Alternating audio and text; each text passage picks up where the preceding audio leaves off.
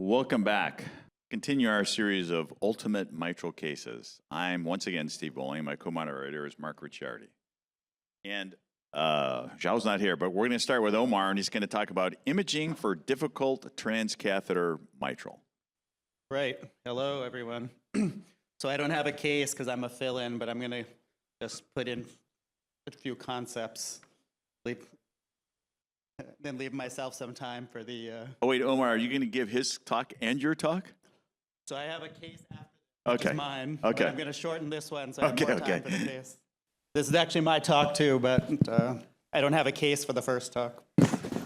So one thing I just want to put forth, right, we're obsessed with doing TEs before TEER, but often we can actually see the leaflets on CT and CMR, right? We can see them very well. So here are CT leaflets, right? So I don't think anybody would argue that you can't see them. MRI as well, right, which we often use for quantification.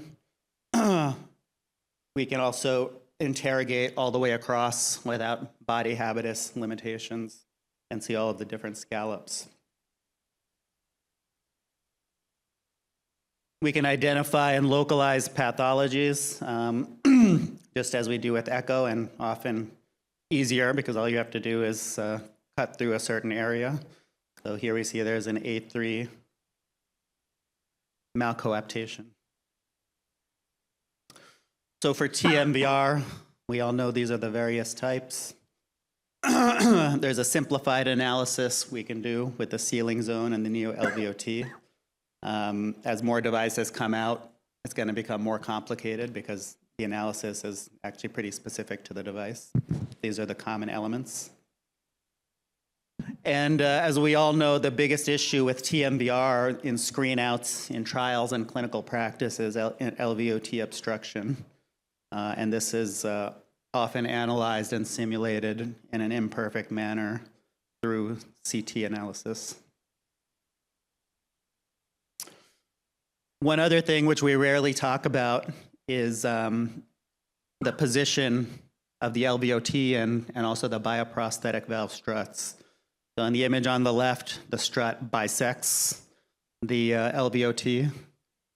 So that creates an issue if you need to do leaflet modification. So Omar, let me make a comment about that. Yeah. That's a very important point you make right there. If you see that image there, your surgeon has made a mistake.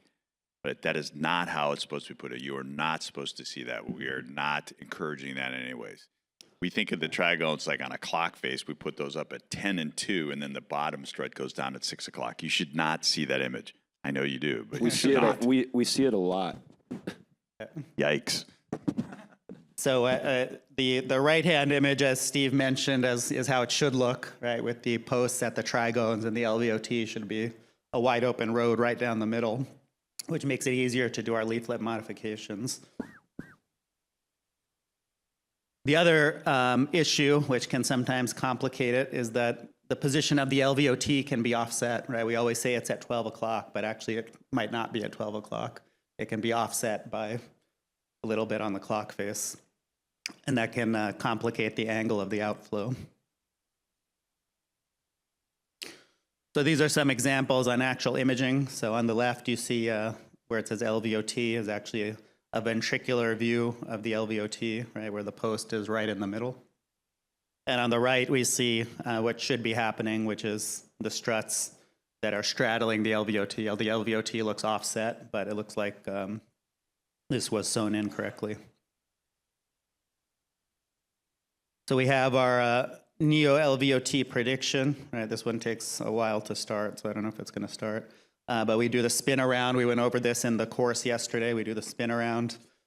We put in our simulation of our virtual valve for a valve-in-valve that ends up at the end of the struts approximately. And then we look at what is our Neo-LVOT, and it should be greater than 150 to 180. There's sometimes not standardization of how we do this, right? We talk about this analysis and we show it, but there could be various ways to do it, right? Some people do it on 2D. I know a few people who do it on a 3D volume rendering. And then where does the center line go? Does it go straight down the middle? Does it follow the curve of the septum? So in our internal data, which we published in JSky, there was a better correlation with post-procedural gradients for TMVR valve-in-valve when we followed the septum rather than going straight down the center line. So that's our technique, but something to keep in mind. So we have techniques to help us with the Neo-LVOT, many of which will be discussed, I'm sure, in this session with the cases. So alcohol ablation is one, right? Imperfect technique, which often doesn't give us as much reduction as we would like. There's sesame, right, which is a surgical myotomy, electrocatheter myotomy. CT planning is heavily used for all of these cases. So this is an example of the biplane CT views, which could also be used in the cath lab and which are used to see where our wire is going. And in the cath lab, the procedure, as usual, is heavily echo-guided. And this was a case where actually we used 4 echo modalities in the case, an early case with very difficult imaging. So we used ICE, TE, TTE, and even IVUS through the tract because we wanted to be certain of what our depth was. So here's an example of what it looks like, a post-CT, right, where we see the split now, which starts out as a V and splays over time. And we got an increase in the Neo-LVOT area. Thank you.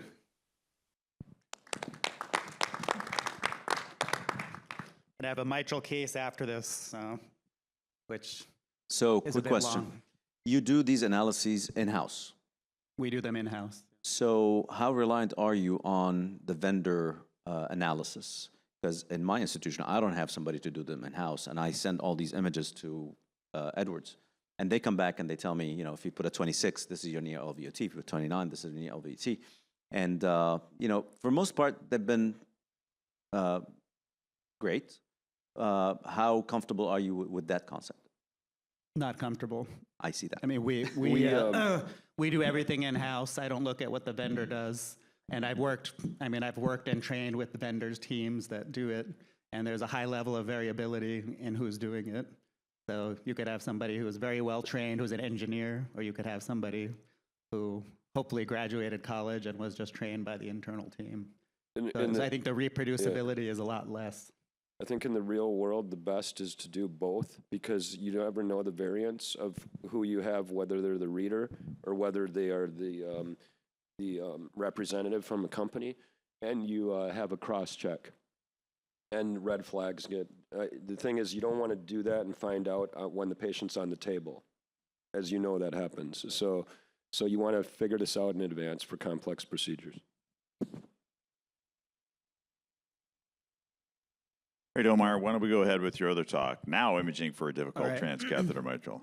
I'm sure you'll have some comments on this one. So. You know, I'm very quiet and shy. So here's a challenging mitral case. Let's see. Not moving. It's challenging to advance to the case.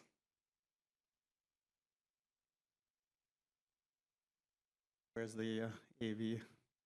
Okay. I can't advance from here.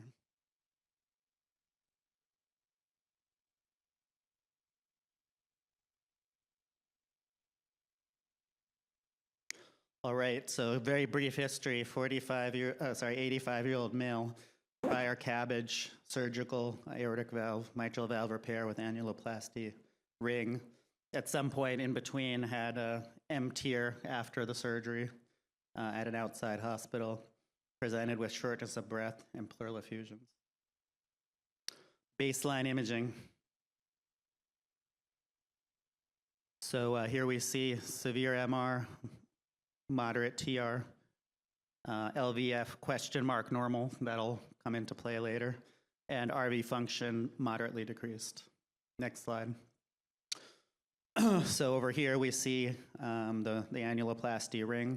We'll see it more on the next slide, but at about 9 o'clock on the left, you can see a little dehisced area. And you can also see the clip a little medial to center line. Just as a note for imagers in the room, that is the most common place that a surgeon will miss it and that's the most common place where you're going to have a perivalve or peri-ring dehiscence, is because that is actually where the aorta is, and it's the hardest part to get a stitch up there and expose, and we miss them there. Some of us miss. Good to know. I don't miss, Paul. All right, next slide. Is it working? All right, I'll try it next. So here's the sizing of the ring. Internal diameter 32 by 23, matches up with a 34 Physio 2 ring. The peri-ring defect measures 81 millimeters squared and 13 by 8 diameters. No panis. Neo-LVOT area looked very large, right? So we didn't think there was a concern. However, this is a little bit in retrospect. I don't know what the prospective analysis was, but just looking at this, so we have a pretty thick septum, 23 to 30, and the anterior mitral valve leaflet length is about 21, right, if you kind of extrapolate it into the clip. And then that becomes important later. And then if you go right across the LVOT, you also get 21. Actually, I measured 30 there for the mitral leaflet length, so it's much longer. It's a typo. So 30 for the mitral leaflet length, and LVOT is 21.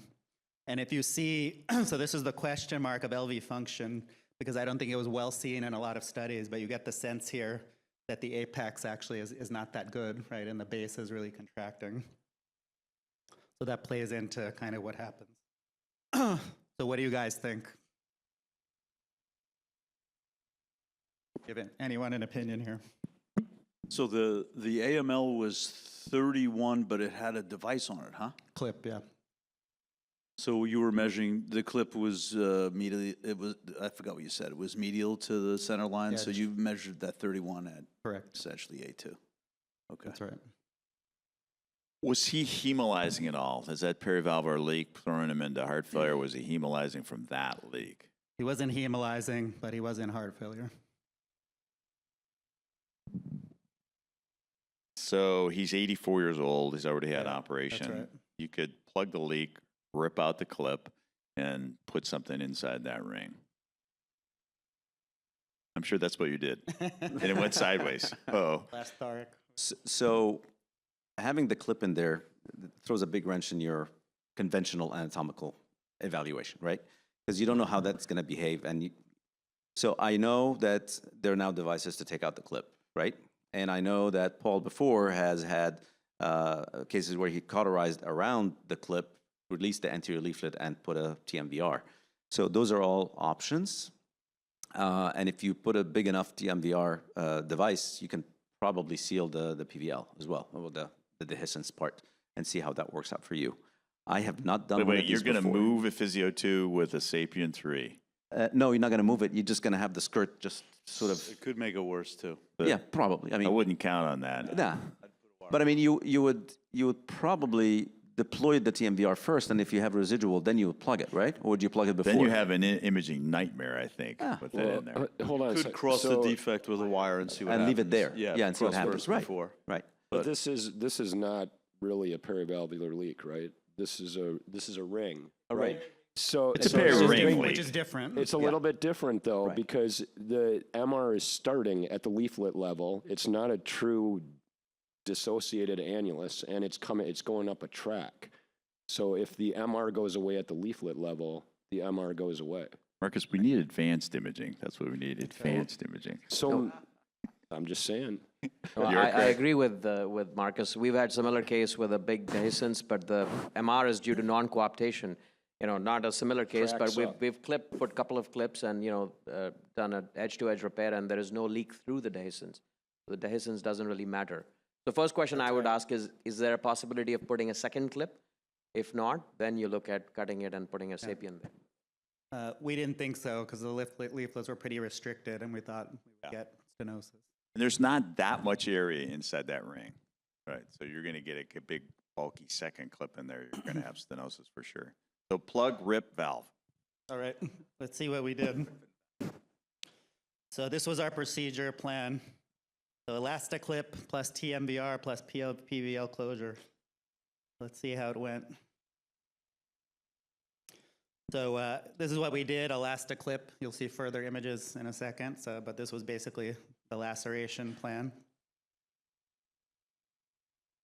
So here was the electrosurgery procedure, Elastoclip. So you see that the snared wire is coming across the anterior leaflet. So the plan is to basically cut just Hey, Omar, can I anterior to ask the you a clip. question? Yep. When you're doing this, are you worried about debris flying off that leaflet?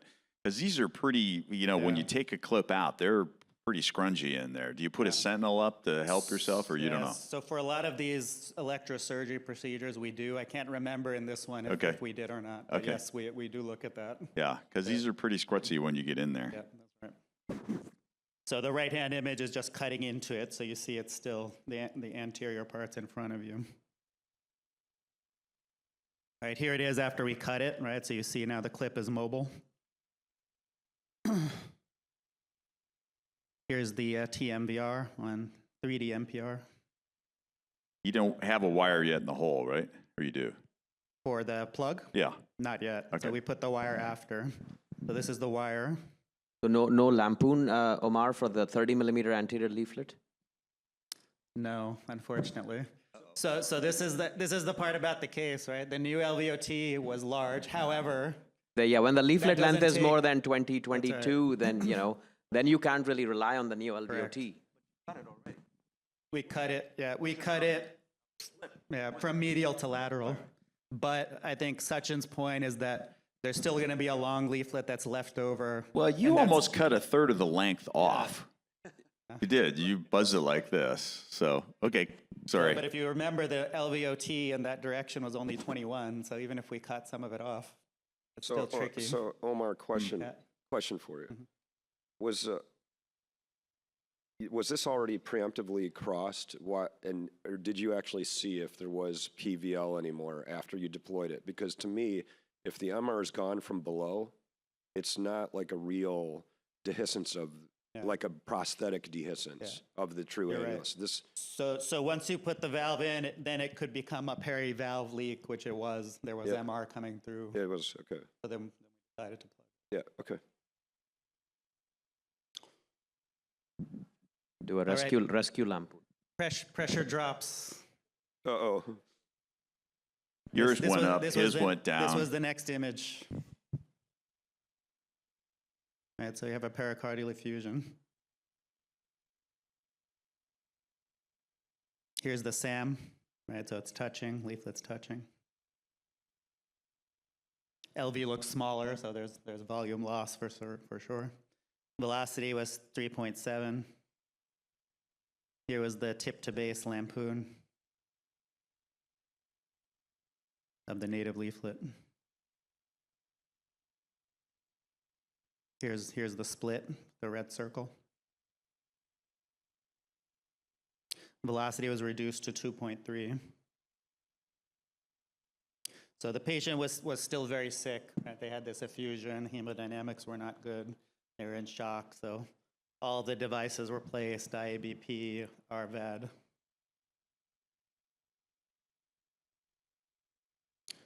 Here's the next day TTE, now on inotropes. So LVOT gradients were again higher.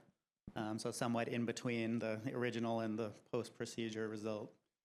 But now we're flogging the heart with the inotropes. So the family was very adamant that something be done here. So an alcohol ablation was done. And you see we did get some hypokinesis of the septum there, and then lower LVOT velocities. So what do you guys think? Yeah, tough case, but I think, and we've all learned the hard way, right? I mean, I think that Neo-LVOT can be tricky. If you have a long leaflet, cut it. And Jafar always says, right, nobody died from a large enough LVOT, so just cut it. Yes, I'm a little bit, I wasn't in the actual case. I don't know what the discussion was. I'm not cutting it ahead of time.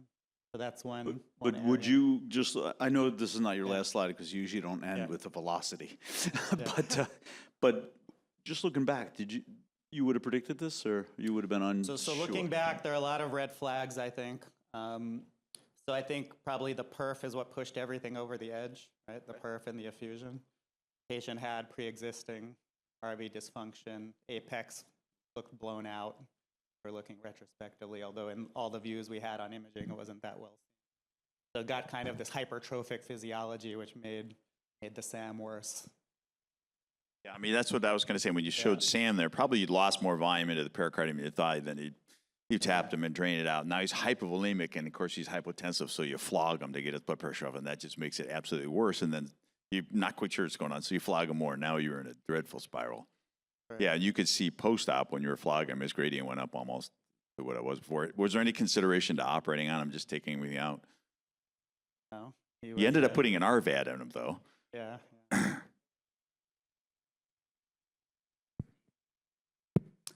That's a good question. I don't remember a large one, but that is a good point. Yeah, that's a good point. Jason, did you have a comment?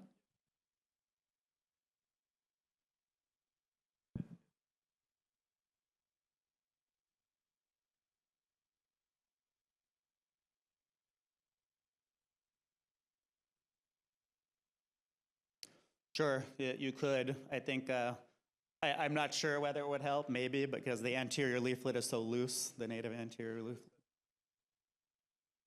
Well, that was the other question of why we didn't do the sesame. I think there was a little bit of, we were misled by the Neo-LVOT area, where actually the leaflet is the one that was very hard to take into account. Then once the hemodynamics really tanked with hypovolemia, then I think there were multiple issues. Very hard to recover. Right. Once that happens, you're off to the races. So RV dysfunction was worse. There was increased TR. Oh, wrong way. So here's the TR.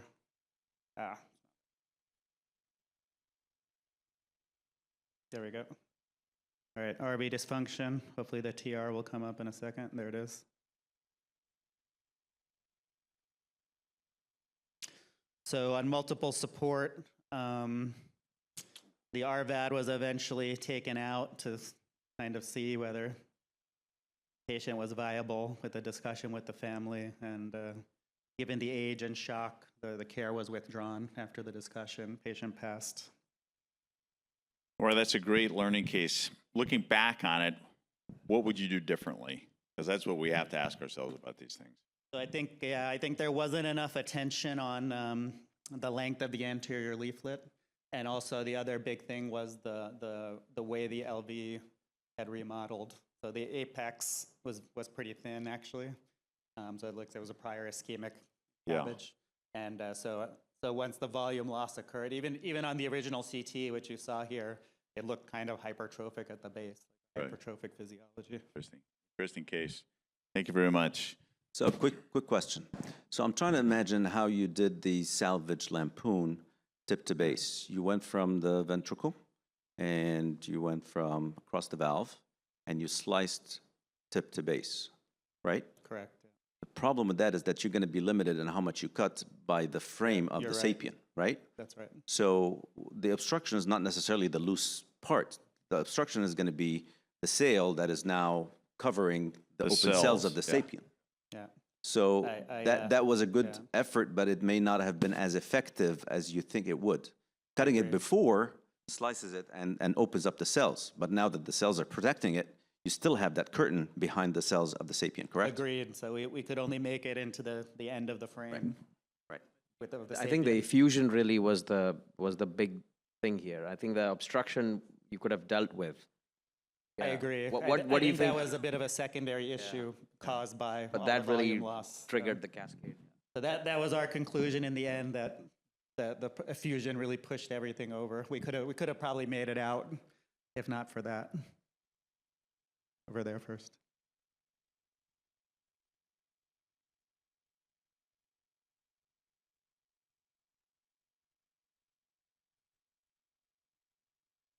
So the problem with the Batman is that you cannot control where the balloon goes with the inflation. And if you're tethered at the tip, there is a chance that the balloon will inflate towards the annulus. That's the only, I mean, if you have an alveolar stitch or a Marcha clip, you can't control the inflation direction. It's less directional than lampoon. That's why in these cases, lampoons are probably, although not specifically absolutely accurate, but more directional than just inflating a balloon and waiting for it to swing or go which way. This is So, what we see yeah. in balloon accidents when you guys balloon things and then I take them to the OR. The balloon goes where it's easiest to go. And if you have a bulky clip at one side, it's going to go the other way. So you're not going to have this nice round hole. Do you think if it's going to blow through the annulus or something? That I would worry about in this particular situation. Agree. Not without a clip in, but in this particular situation. 100%. The balloon will go where it's easiest to go. That's why they're complementary techniques. No one technique applies to everybody.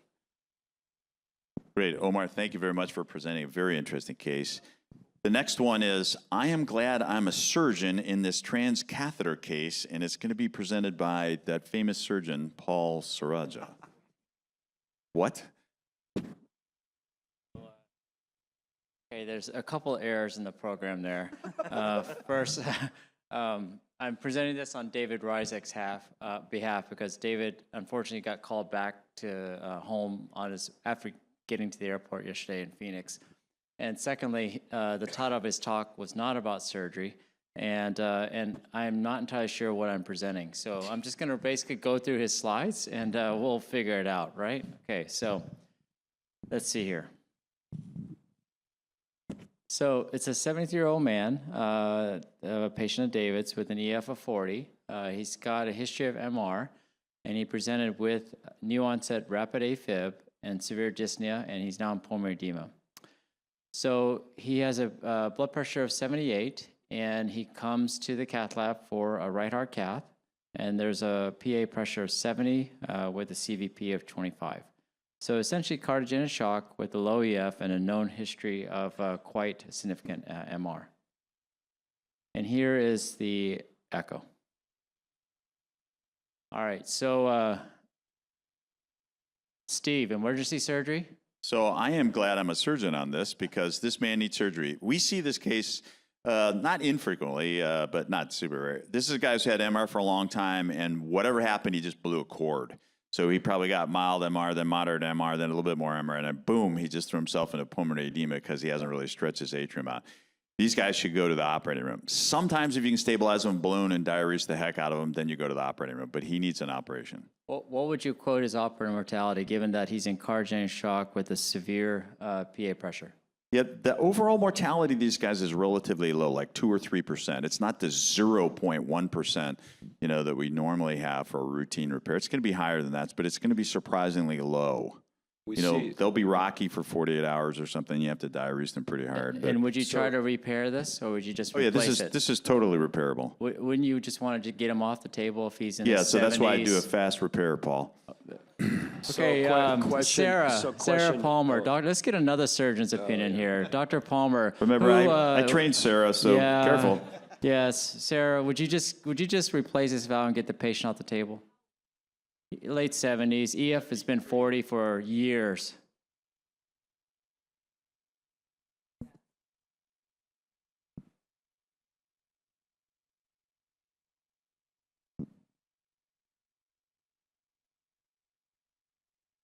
But why would you repair somebody who's like almost 80?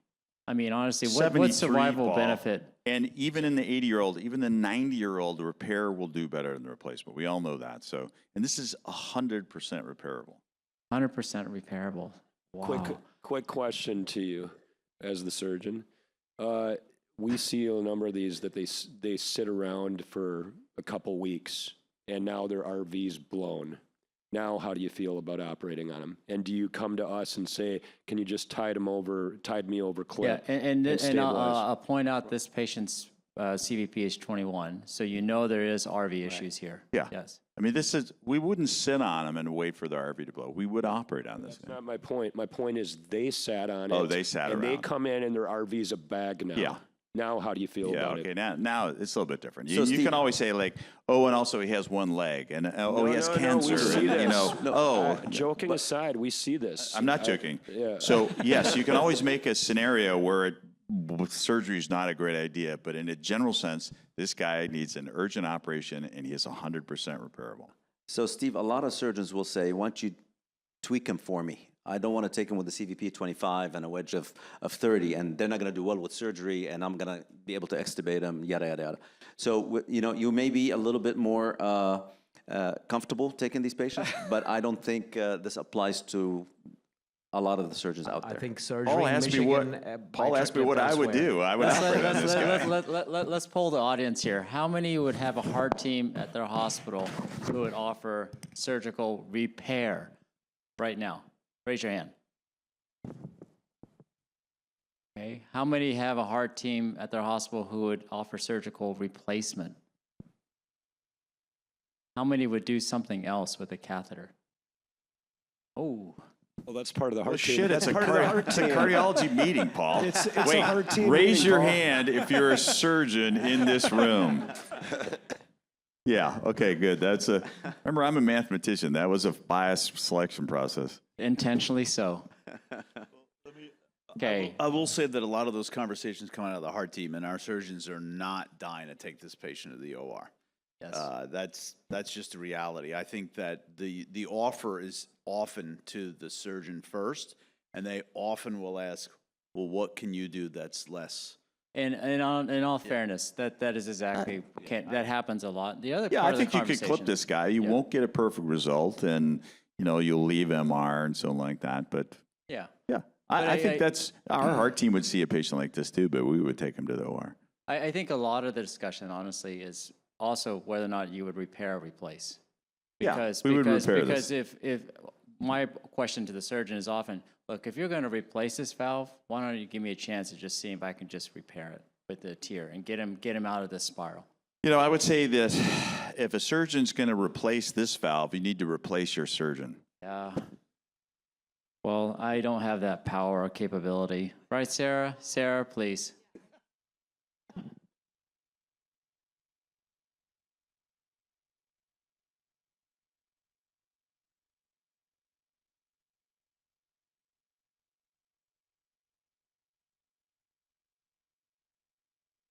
Yes.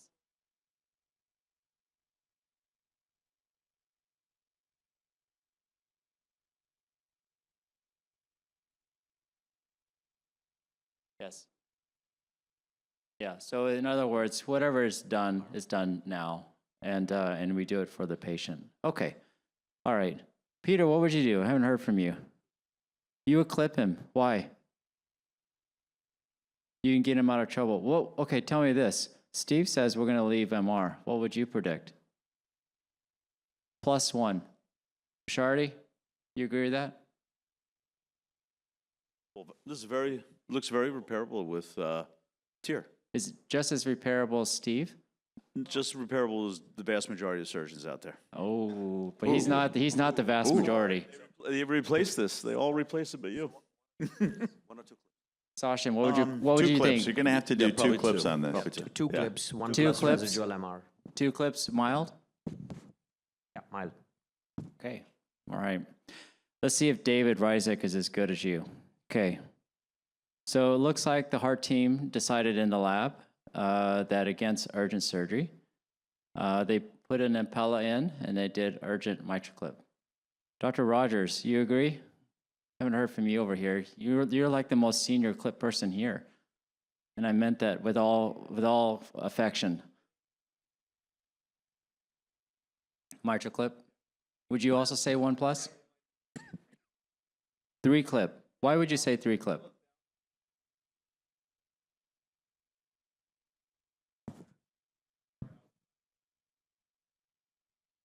Yeah. Mm-hmm.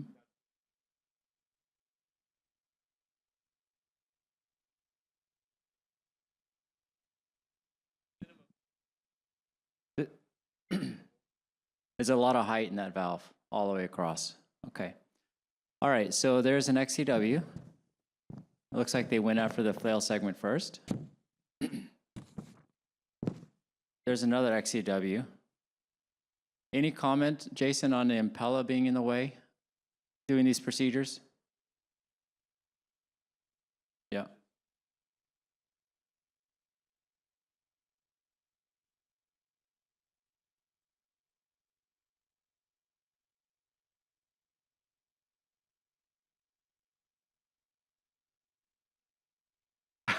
So Paul, another Any thing. issue with the impella being in the way when you're doing these procedures?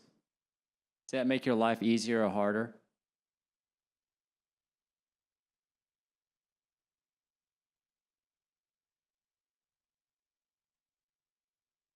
Does it make it easier in terms of unloading the LV?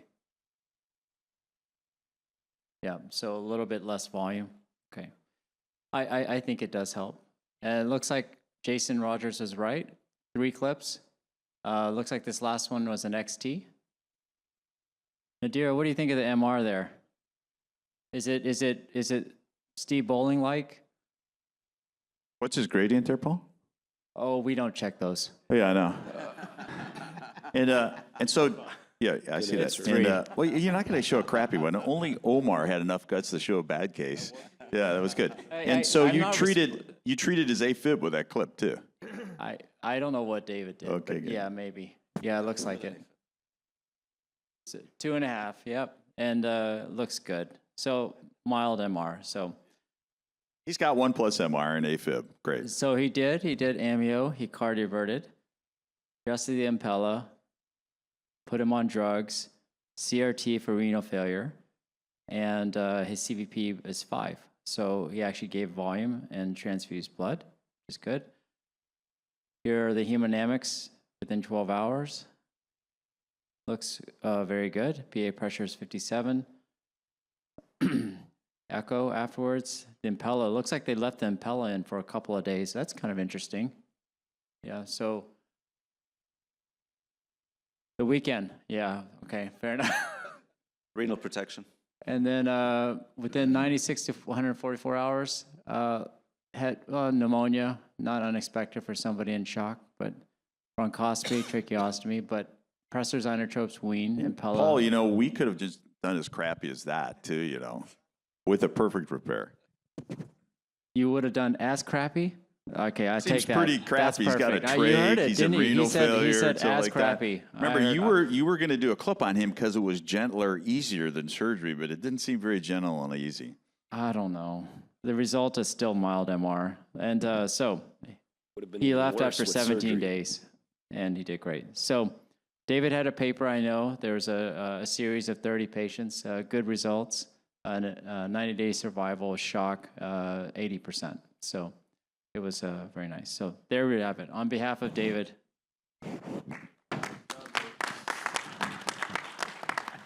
Obviously, this has become a tool in the toolbox for a lot of places that we didn't have before for patients. I think it probably is a reasonable concept to think about MitraClip in this. You can rescue some patients that probably would do terribly at surgery. All right, we're moving on now. And Scott's going to talk about us Neo-LVOT management. Yes? There he is. All right. I feel like Caitlin Clark's in the Allstate commercial standing on the logo here, so hopefully that will go well. Let's talk about Neo-LVOT management. This will be case-based. And we point to the netherworld. There we go. Disclosures. Okay. So let's go back one. 88-year-old male, severe dyspnea on exertion, class 2 to up to class 3 over past 6 months. Severe mitral annular calcification, normal ejection fraction, severe mitral stenosis, mean gradient in the 17 range, valve area in the less than 1 range. He had just undergone a TAVR with a 23S3 about 6 months prior. It was staged knowing he had both of these coming in. Let's take care of the aortic stenosis first. If it doesn't improve, had been talked about sizing, and then that pre-planning, then we'd think about a option for treating his mitral valvular disease and annular disease. Did have a stent to the LAD at one point in time, and then after TAVR, he did have heart block that was treated with a dual chamber pacemaker. So we already got a brief glimpse of this. So normal LV function, we've shown you this severe calcified annulus, nearly circumferentially more posterior, but cutting across the anterior there as well with a 19 millimeter mean gradient. And then on TE, you can see, very limited, mild mitral regurgitation. Sometimes you can be surprised that from the apical views, you'll be shadowed. You won't see necessarily all of the mitral regurgitation. So here, just mild, around the same valve area. And then you can see just this restricted calcification of the leaflets as well, and kind of an odd shape anterior leaflet, but pretty long there over the LVOT. You'll see is hemodynamics, so some mild pulmonary hypertension and elevated left atrial pressure, but mildly suppressed cardiac output. So before we get too far here, we did do CT beforehand, and when we did it after the TAVR as well, just to see if there was any change in what his ventricular volumes were. But you can see he has a pretty proximal, or his basal septum there is pretty prominent. In systole, you can see that there's probably going to be interaction with the frame of the valve. We have a Neo-LVOT area of well less than 1 at 0.57. Skirt LVOT looked a little bit better, kind of opens up above that. And here's the cine play of it as well. Another picture highlighting the thickness of the basal septum. And then we knew the anterior leaflet was in the 20 plus range, up in the 21, and we predicted it, at most maybe 20 of the valve intuit if it's 22 valve S3. So, thinking about, high risk LVOT, clearly something needs to be done. There are septal reduction strategies that we've talked about, so alcohol or RF septal ablations, sesame for scoring, and 3 different ways to do lampoons, either tip to base, base to tip retrograde, or the antegrade process as well. What we didn't throw in there was Batman that Tarek has talked about here today. So, panel, what are you thinking? What are our options here? Steps. I haven't shown you a coronary angiogram, but had a stent in the LAD.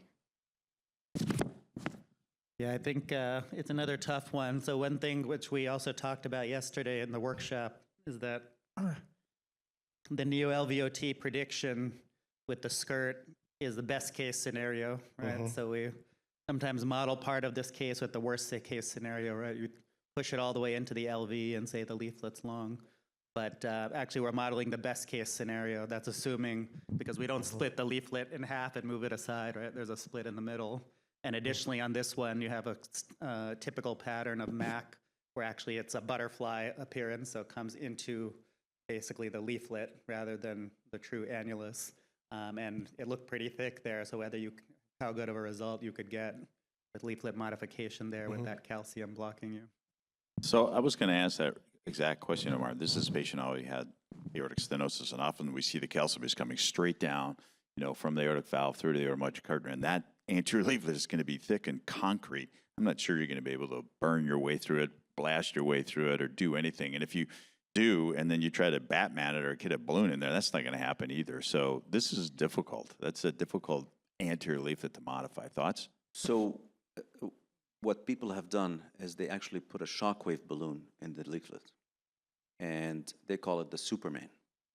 I'm not kidding, because it's a shockwave and they have an S, so they called it the Superman, because now you can manage the calcification in the leaflet, and then you get to choose what to do beyond that, whether you're going to lampoon it with easier laceration or you're going to Batman it with more predictable expansion. But people have done shockwave in these instances. Peripheral balloon, of course, the 14. I mean, that may be possible. We have not done that, obviously, but that is a lot of calcium in there. That's something that we would, we would actually take ultrasound and blast it out if we were operating. I think combination of septal modification and leaflet modification is probably what's going to be needed for a more predictable result here. I agree. I have heard of people doing the shockwave stuff, but I think, I'm not sure. I have not. I'm not sure if the shockwave, which was designed for vessels, is going to be strong enough to break this MAC.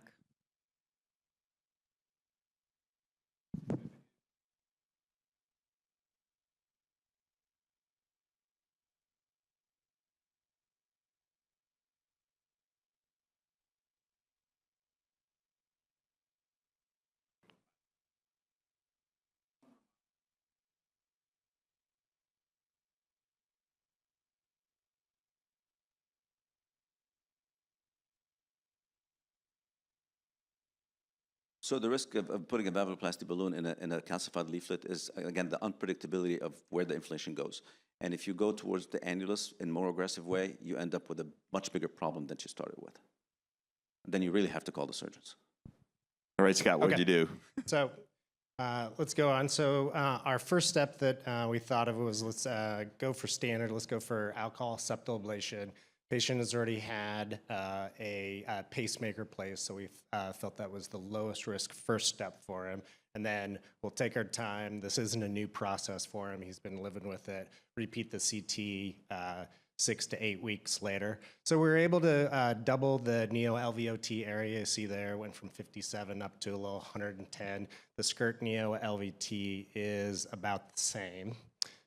So we used our Spider-Man senses, our Spidey senses, kind of like Sachin did. We call this the Spider-Man, more the DC side. I just made that up because we're Marvel on this side, they're DC on that side. So we figured that we should probably do some sort of anterior leaflet modification.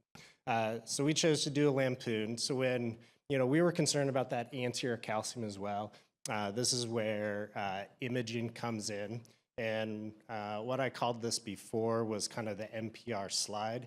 So if you take your long axis red line here and you just slide it back and forth across the anterior leaflet, you look at the base of the leaflet. If you'll notice on the right-hand side that there's a small little space that's not all the way to the annulus, that's just underneath the valve leaflets that we thought we could get a electrosurgical wire across that. So And you then- just scoot your red line across and it goes like hard, hard, hard, hard, soft. Then you get Yes. across. Yeah. So That's the then you surgeon's have to approach. have, yeah. So I'm a then you simple have to man have, from a small town. yeah. So, I mean, you literally, so if you look on the left-hand side, it's right in the middle of the calcium. If you shift it just a little more lateral, then you'll see this open space there. So that's where we predicted we'd need to go. Then you can predict, well, it looks like there's a line there that's going to slice into that anterior leaflet. So ideally, we can just follow that. So I won't belabor this so we can go on. But it's a two-catheter approach. We pass something out into the aorta, essentially just to give us a rail to place the LVOT snare. Then with the second agilis, cross and capture that piercing wire.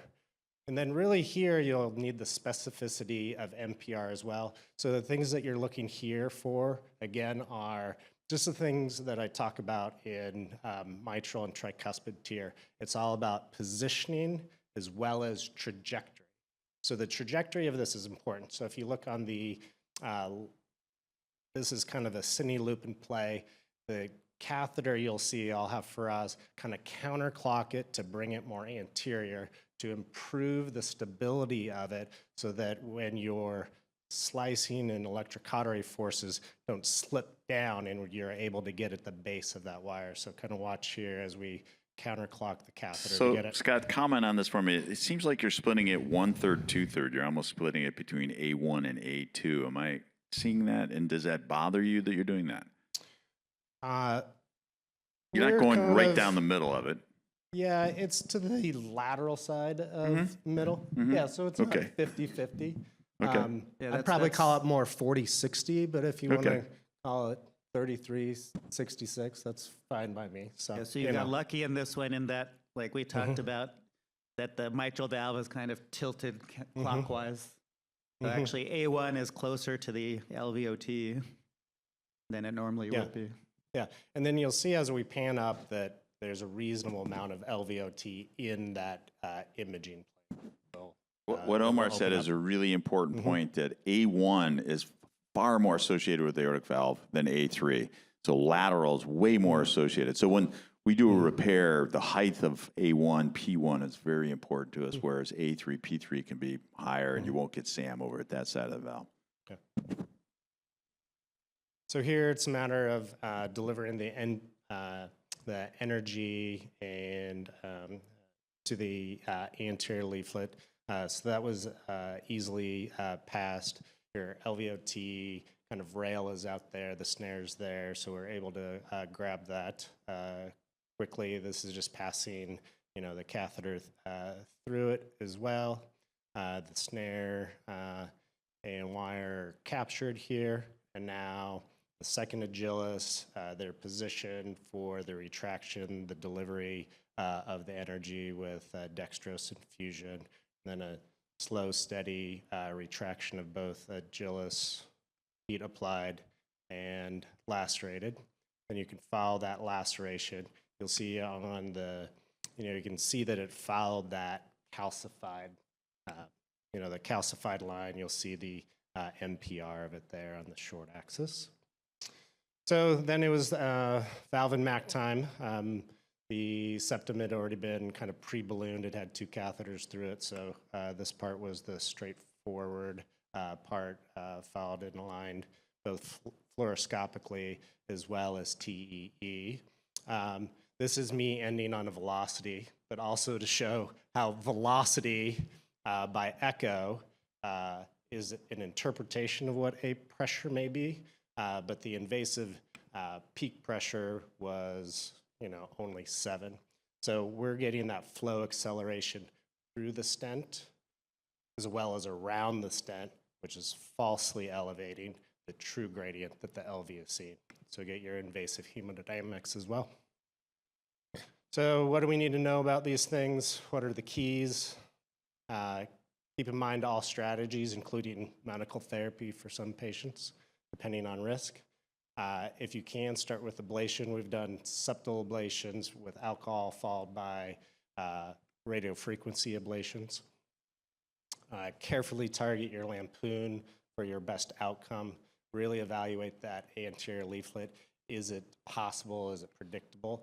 Those are things to know. And then just realize flow acceleration and velocity through kind of narrow LVOTs and through the stent afterwards are different than the true hemodynamic gradient on the LV. Okay. Great. God, thank you very much. That's my time. Great case. Great case.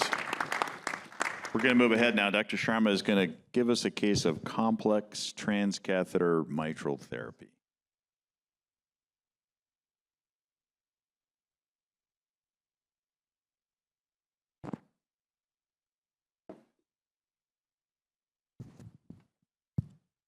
All right, good evening, good afternoon, everyone. Thanks to Paul and the course directors for having me. It's been a great session so far, so I think you'll find this talk is going to overlap a lot of the issues we've mentioned. These are my disclosures. All right, so we have a 76-year-old female with class 3 heart failure symptoms. She presents with shortness of breath on exertion, bilateral leg edema. She's had 2 prior heart failure hospitalizations. She has a history of mitral valve repair in 2017 with a complete ring. She also has a history of a TAVR in 2020 and mild, moderate pulmonary hypertension, hyperlipidemia. So this is the pathology of her valve. During one of her heart failure hospitalizations, one of my colleagues did her TEE, and you can see that she has severe MR. There's no question of that. And the question became then at this point, once this was discovered by her referring cardiologist, her primary cardiologist, and the question was, what's the best therapy? Is it a redo operation or some sort of transcatheter solution? So, Rahul, did you put everybody up to every single case as a failed mitral repair? What's the deal here today?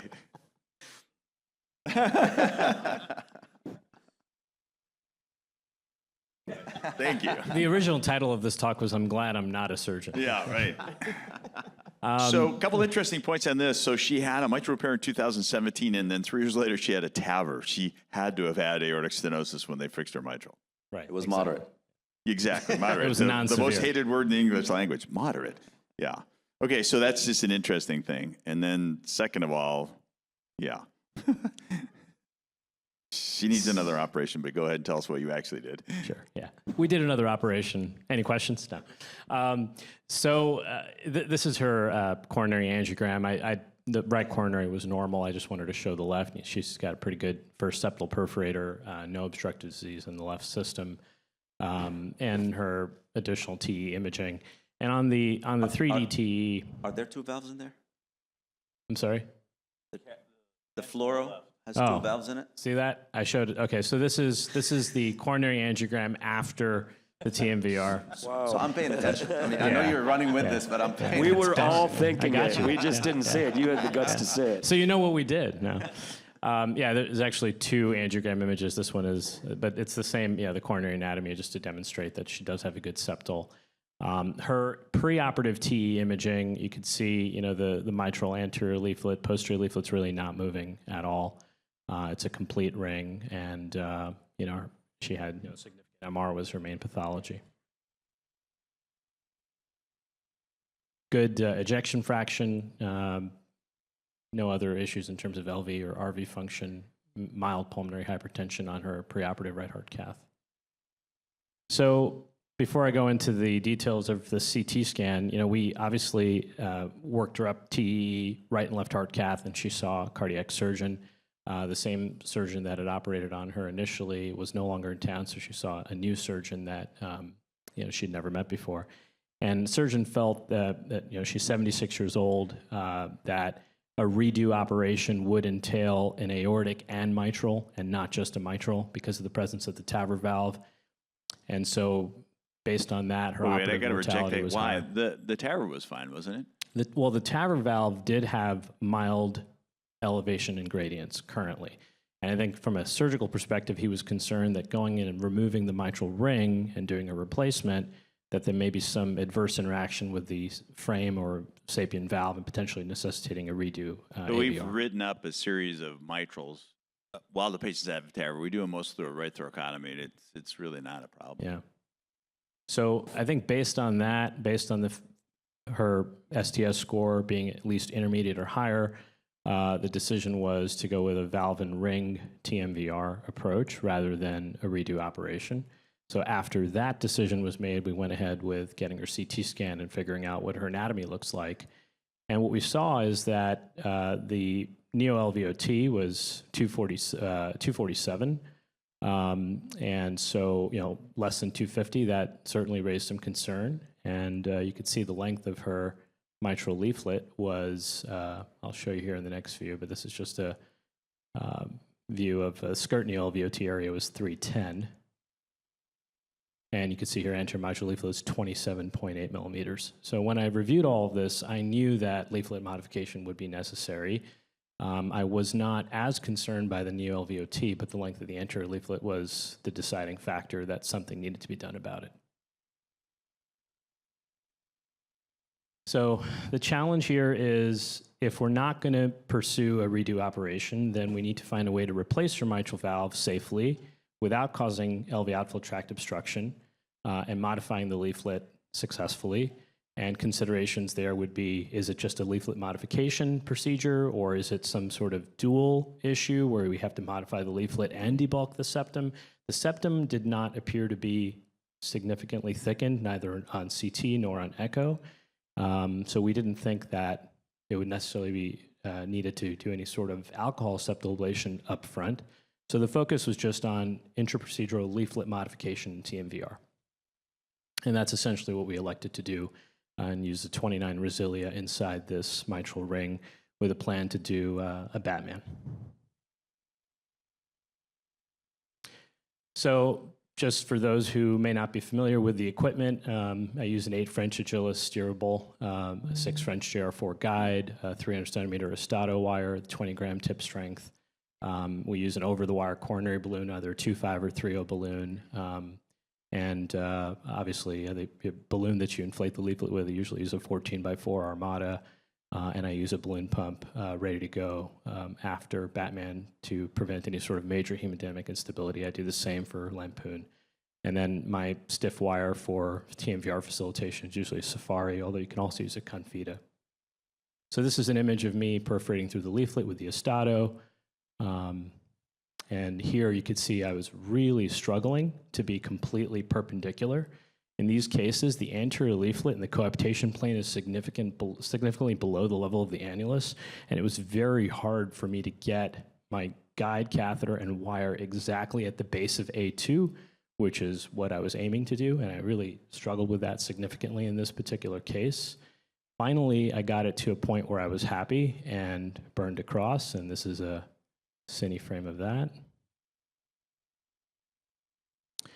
The 3D imaging was really not very helpful. I wish I could show you a nice 3D image of exactly where I crossed, but the presence of the ring was creating tremendous shadowing and really was not providing a good quality image to show you all.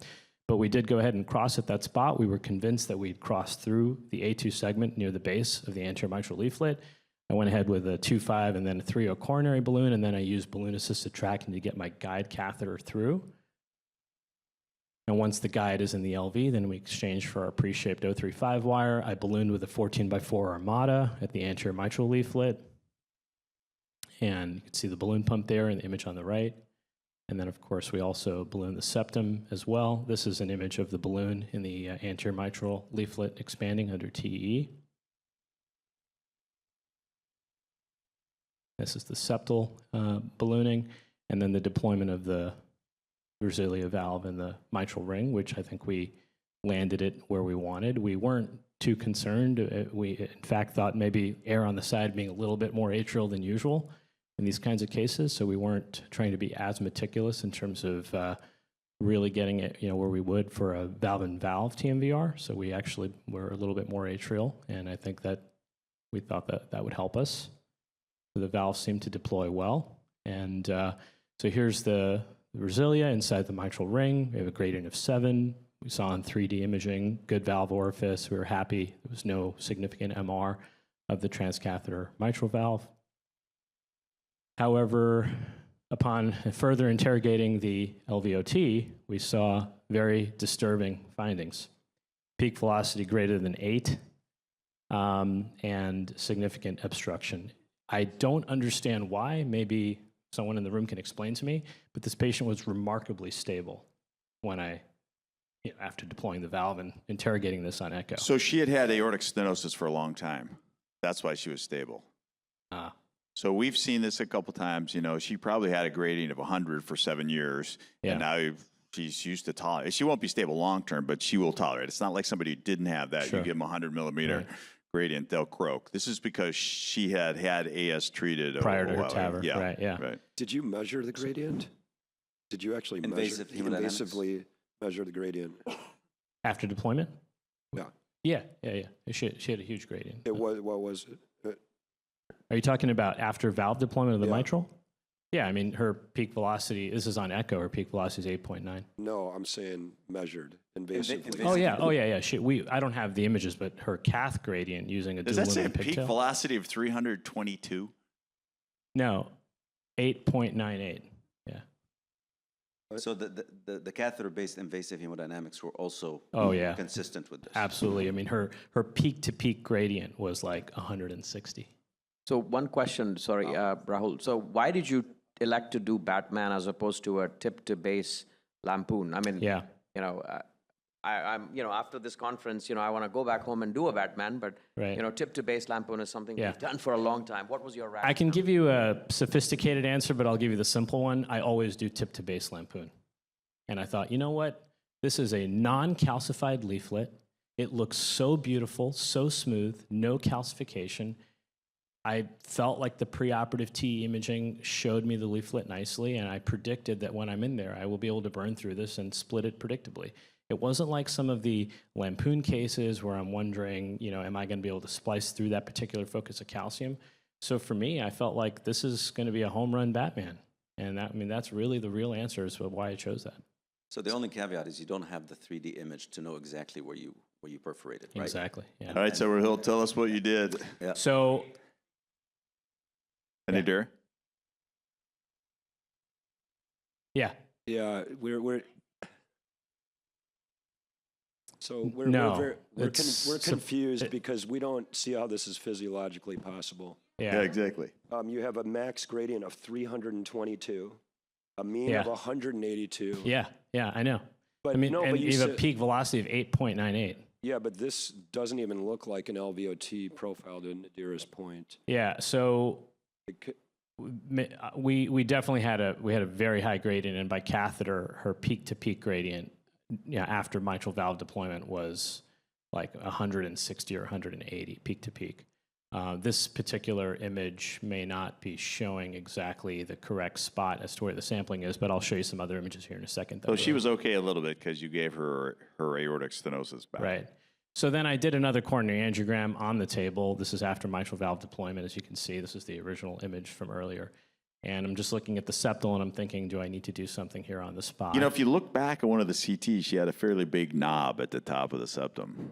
She did, although it didn't measure to be significant, but there was definitely a knob there visually. So here, again, this is on echo imaging after mitral valve deployment, and you can see here that there's anterior tissue tethered in the LVOT on the, outside of the valve frame. And when we sampled with echo at the mid ventricle or at the apex, you don't get a significant pulse wave Doppler, but when you put it right in the LVOT, the pulse wave Doppler was off the charts. And her mitral gradient was 7. So what is that in the right image beyond the sapien outflow? That almost looks like is that a cord or? It shouldn't be the leaflet, right? Because you've already gone through the leaflet. So my conclusion is that some unpredictable behavior occurred with the Batman, and that is actually some portion of the anterior leaflet with cord, and not at all the kind of result that we would have That's what it expected. looks like.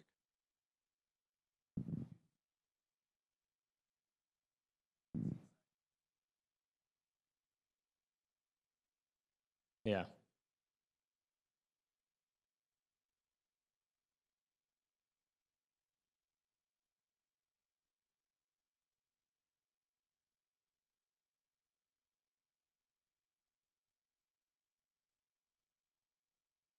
Right. Something happened that was not. That was my question, whether the valve actually went through the leaflet or not, whether Yeah. it was just pushing the leaflet down and was just deployed. And here in all the images, I mean, you see that piece of tissue in that spot every time. So here is another echo gradient, the LVOT. Here, this is, again, right after valve deployment. Peak velocity here is 5.4 with a max gradient of 120 and a mean of 80. This is probably a more accurate assessment of what it was.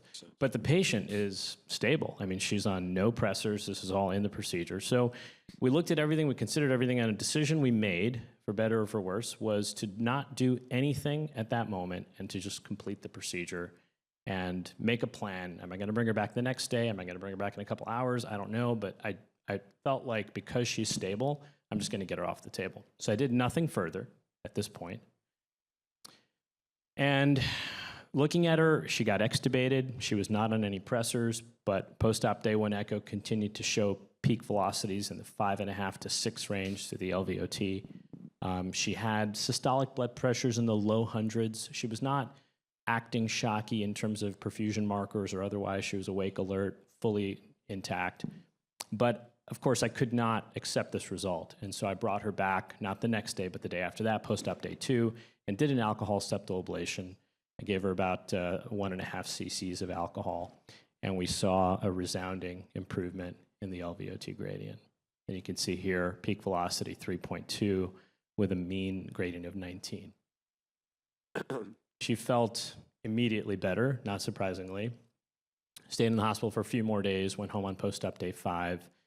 I did, multiple echoes on her in the hospital, had good, durable results, mean gradient of 18 to 23 on follow-up echoes out to a few months. She currently is NYHA class 1 to 2, and it's been several months now. She continues to do well, has not had any hospitalizations. So the key learnings are leaflet modification with transcatheter makeshift equipment is unpredictable. I typically am a lampoon believer. This was the first time where I decided to go for Batman, and I don't think I would pursue Batman again, given what my experience was, an N of 1.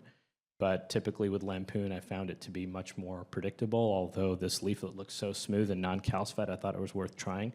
In valve and ring cases, the anterior mitral valve leaflet sits below the annular plane with some distortion from the ring, and I think it was very hard for me to get exactly orthogonal to the base of A2 for whatever reason. Having some sort of steerable guide might have made it easier, or even like an EP catheter to really get where I want it to be, because I think that lends back to the point you all made, is that I'm not totally sure exactly where I perforated this leaflet or how it split when I ballooned it.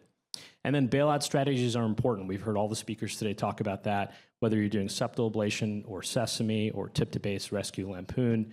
Obviously, with tip-to-base, you're limited by the sapien valve frame. In this case, ablation ended up helping and worked. And had it not worked, then the only other thing I could have tried was to try to go in and do a rescue lampoon and splice that residual tissue. But how that tissue would have retracted or how it would have behaved is also unpredictable. I'm not sure exactly what it was, if it was just cord or leaflet plus cord. Luckily, septal ablation with alcohol worked. Really interesting case. I think if I had to guess what you did, you probably had trouble getting coaxial because of the leaflet, because it was tucked down underneath the surgical ring. And if I had to guess, I think you ended up not coaxial, and you probably skived it when you went there. And the vast majority of leaflet, what we see out there, you lifted it out into the LVO flow tract. Yeah. Right. So I wouldn't get down on Batman because I don't think you did a Batman. Yeah, I think that, yeah, I think it's probably crowd. true. And if you'd gone back to your old, tip to base, you probably would have been fine. Yeah. Yeah, you don't have to do the traversal. And I was also surprised that, I think Sachin made the point earlier, all the Neo-LVOT and SCART Neo-LVOT remodeling goes out the window when you have anterior mitral leaflet length issues.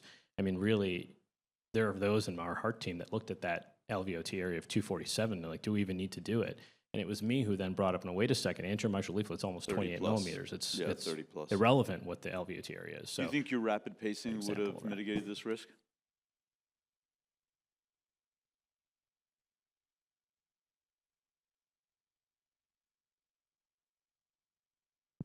Yeah.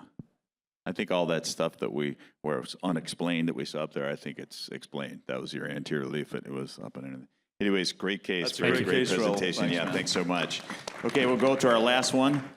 Nick's going to show us a simple tip to ease mitral pain. This had better not be a failed ring.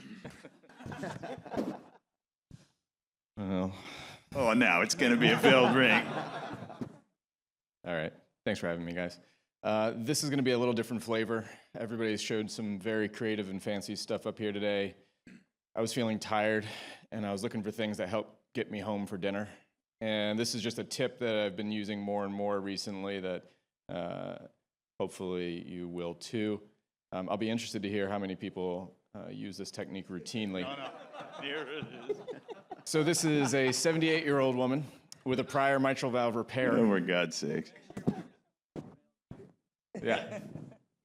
She has recurrent MR. She has class 3 symptoms. She had a 30 millimeter physio ring 16 years prior, so it held in there for a long time. When considering her reoperative risk, she was felt to be high risk due to her frailty. She's had prior spine fractures. She has emphysema, has been chronically, for more or less, been on steroids. And so issues about tissue healing were also a concern. Her CTA, I won't belabor, but was favorable for a transeptal valve and ring. And I'm actually going to show two cases just because they both employ a similar technique for different reasons. So she has preserved ejection fraction. We can see that the interatrial septum is kind of splayed out from the left heart dilatation here. And we see our ring. I don't show that there's some P3 flail with severe MR. So some considerations there for valve and ring.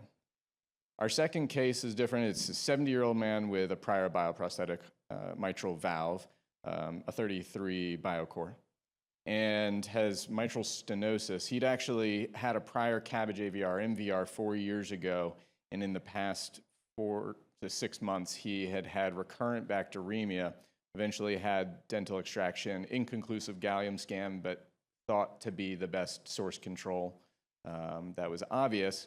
And T's hadn't shown any vegetations, but just stenosis in this thickening.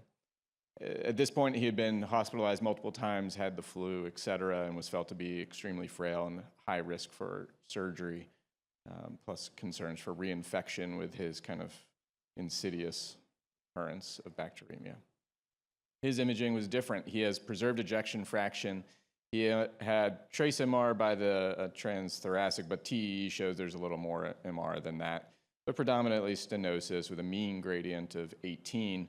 And differently, this hadn't been going on that long. His left atrial size is normal. His blood cultures had cleared at this point. So we kind of ended up with two cases with two slightly different problems, but they're going to have a similar solution. The first case of our valve and ring, always a concern about getting coaxial. And additionally, we were worried about her myocardium being kind of soft, so to speak, because of her chronic steroid use. The usual kind of push-push technique of advancing the wire, then softening our valve catheter, advancing that to stand it up and be coaxial with the ring, or perpendicular to the ring, has certainly ended up with injuries to the left ventricle at times.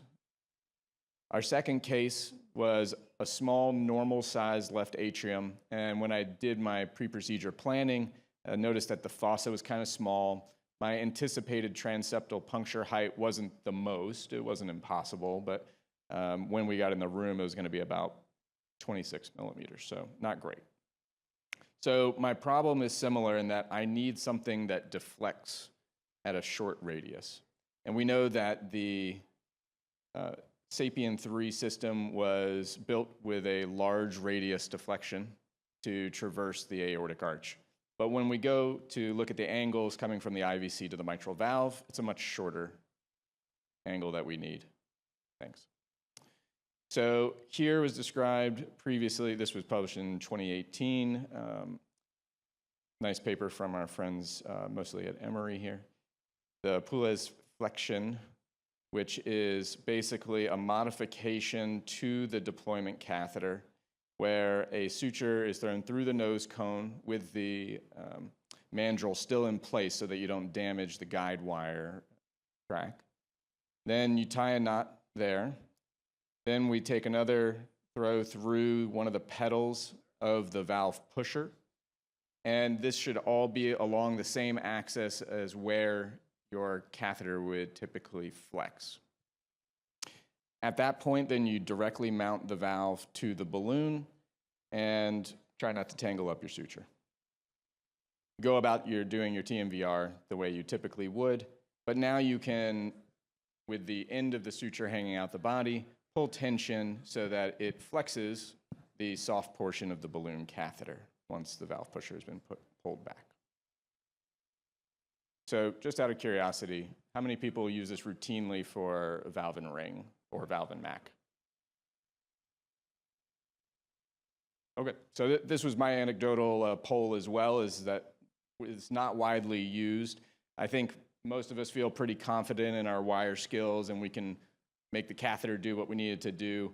But once again, this seems to make it simpler. So basically, I set up my TMVR the way we normally would and enhanced our articulation. This is the valve and valve case, just because it was a better picture. But we ballooned the septum per usual. We had a 26 French dry seal sheath in because we had a directly mounted valve on our balloon. And you can see just the kind of approach before we pulled back our valve pusher is pretty parallel to the valve. Could we have done wire manipulations to get it across? Yeah, probably could have, but we didn't have to, right? So we got the nose cone across, made a small pull on the suture, poof, straight across, nice and easy. And this diagram here from the article mentioned above shows just kind of an outline of where that suture is when you pull tension on it and flexing the soft portion of the balloon catheter. And at that point, you can confirm that your valve is coaxial to where you want to deploy it. You're less concerned about encroaching or leaning into the LVOT or perhaps missing your landing zone on one side or the other, ending up with paravalvular leaks. So this was the result from the two of them. This on the left was case number 1, the valve and ring, and on the right, case number 2, our valve and valve. And of course, when you have a valve and valve, then once you've gotten it across, the cylinder that the valve struts creates gives its own kind of self-centering. But it is nice that it kind of helps you just hone in on the landing zone and depth you want without having to do as much push and pull with your catheters. So we got a good result, no significant LVOT gradients, and our valve positioning right where we wanted it. Our LVOT to aortic peak to peak gradients were 7 for both, coincidentally, with good valve function. So my key learnings here were short radius flexion is an advantage for transeptal valve in ring or valve in MAC TMVR to achieve coaxial deployment. This short radius flexion assists with traversal in valve TMVR, particularly in cases where you may not have as much room as usual. Maybe it's a more acute process, you have a small atrium or a short transeptal height. This avoids needing to place a lot of wire tension on myocardium, as seen with the push-push technique, and may lower the risk of wire-induced injuries. And the Poulet's technique modification can provide this short radius flexion. Thanks. And we made it home for dinner. Thanks, Nick. That's a very cool trick. Very interesting. Anyways, thanks for being here at this mitral valve repairs gone wrong symposium.